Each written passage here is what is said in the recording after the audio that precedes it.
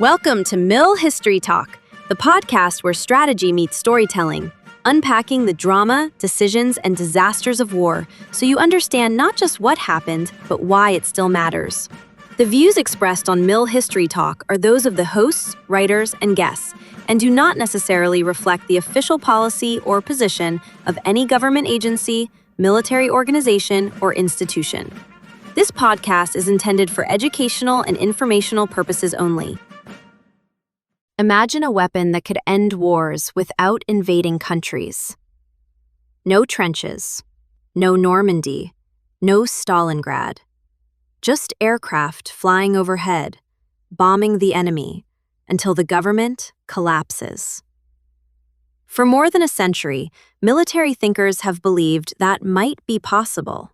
From the strategic bombing profits of the 1920s to the massive bomber fleets of World War II, to precision missiles and drones today, the same question keeps returning. Can air power win wars by itself? History has been trying to answer that question for more than 100 years. In this episode, we're going to look at what it actually says. Hello, everyone, and welcome back to Mill History Talk. I'm Hope. And I'm Brian. And today we're on episode 63. Which means Brian and I have now spent more than 60 episodes exploring military history together. And discovering that the answer to most strategic problems is... Let me guess. Logistics. Always logistics. I'm convinced if Clausewitz were alive today, he'd be running a trucking company. Probably a very successful one. But today we're tackling one of the most important strategic questions in modern warfare. And to begin, we start with one of the most famous lines ever written about war. War is an act of force to compel our enemy to do our will. Karl von Clausewitz. Brian, that phrase, compel the enemy's will, is really the heart of this episode, isn't it? Exactly. Because if air power alone can compel the enemy's will, then theoretically it could win wars. But if bombing alone doesn't break that will, then air power becomes something different. Right. Still incredibly powerful, still essential, but not decisive by itself. And if this topic sounds familiar to some of our listeners, that's because we've actually touched parts of this story before. Episode 37 looked at the dawn of military aviation in World War I. Episode 47 explored U.S. Air Force fighter sweep tactics in World War II. Episode 53 examined the air campaigns during the Vietnam War. And last week in episode 62, we looked at the first use of drones and ballistic missiles in war. So today, we're stepping back, connecting all of that history, and asking the big question. After more than a century of aviation, can air power win wars alone? Let's start after World War I, because that war traumatized Europe. 4 years of trench warfare, millions dead, industrial-scale artillery. It was the kind of war nobody wanted to repeat. Exactly, which is why many military thinkers began searching for a different way to fight. And this is where airplanes enter the story. Right, because aircraft could fly over the battlefield. Over the trenches. Over the armies.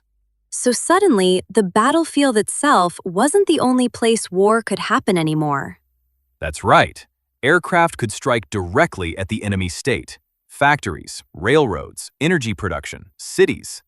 Which leads us to one of the most famous air power theorists ever, Giulio Douhet.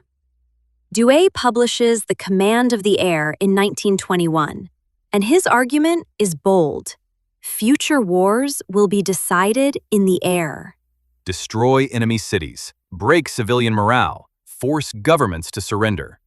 So the idea is basically skip the armies entirely. Exactly. Attack the enemy's society directly. Which sounds very efficient, also slightly terrifying. Yes, both of those things are true. So when World War II begins, this theory finally gets tested. And it gets tested on an enormous scale. Thousands of bombers, massive industrial production. Entire air forces built just to bomb cities and factories. Exactly. So here's the question. Did it work? Partially. Strategic bombing hurt Germany significantly, especially when Allied bombers targeted synthetic fuel plants. Fuel. Yes, no fuel means tanks can't move, aircraft can't fly, logistics collapses. Brian is happy again. Fuel is logistics. Of course it is. But despite massive destruction, Germany didn't collapse. And the same thing happened in Britain during the Blitz. True, civilian populations proved remarkably resilient. And that resilience shows up again later. Vietnam, Ukraine today. Yes, civilian morale under air attack is often stronger than early theorists predicted. But the end of World War II seemed to change everything. The atomic bombings of Hiroshima and Nagasaki appeared to force Japan's surrender. And importantly, they seemed to avoid the planned invasion of Japan. Operation Downfall, which would likely have been extremely costly. Hundreds of thousands of casualties, possibly more. So after the war, many strategists concluded something important. Air power combined with nuclear weapons could win wars outright. So Douhet was right. And that explains why the U.S. Air Force's Strategic Air Command became so important after World War II. Exactly. SAC becomes the center of U.S. defense policy. We explained that back in episode 49 when we focused on the history of SAC. And during this period, the Army and Navy are reduced significantly. Strategic bombers carrying nuclear weapons become the core of American deterrence. So if air power and nuclear weapons looked so decisive, what changed? Korea. The Korean War? Yes, the North Koreans invade South Korea in 1950. The theory was nuclear weapons would deter actions like that. They didn't. And in the subsequent months and years of combat, 1950 to 1953, despite overwhelming air power, North Korea didn't collapse. And then China entered the war. Which turned it back into a ground war. Then Vietnam reinforces the lesson. Massive bombing campaigns, Rolling Thunder, Linebacker. Yet North Vietnam keeps fighting. Because resilience matters, not just on the part of the people, but also the political leadership. Then we reach Desert Storm, and air power suddenly looks revolutionary again. Partly because of technology, precision weapons, stealth aircraft. But also because of theory. Colonel John Warden. Right. Warden proposed attacking key nodes in the enemy system: leadership, infrastructure, energy. His view was that new technologies enabled precise targeting and immensely improved effectiveness. His idea is that this would break the system. Exactly. And many strategists believed it did exactly that in Desert Storm. True, and then the air power advocates point to Kosovo. Yes, Operation Allied Force in 1999. NATO bombed Serbian targets for 78 days. Eventually, Serbia withdrew. Which looks like an air power victory.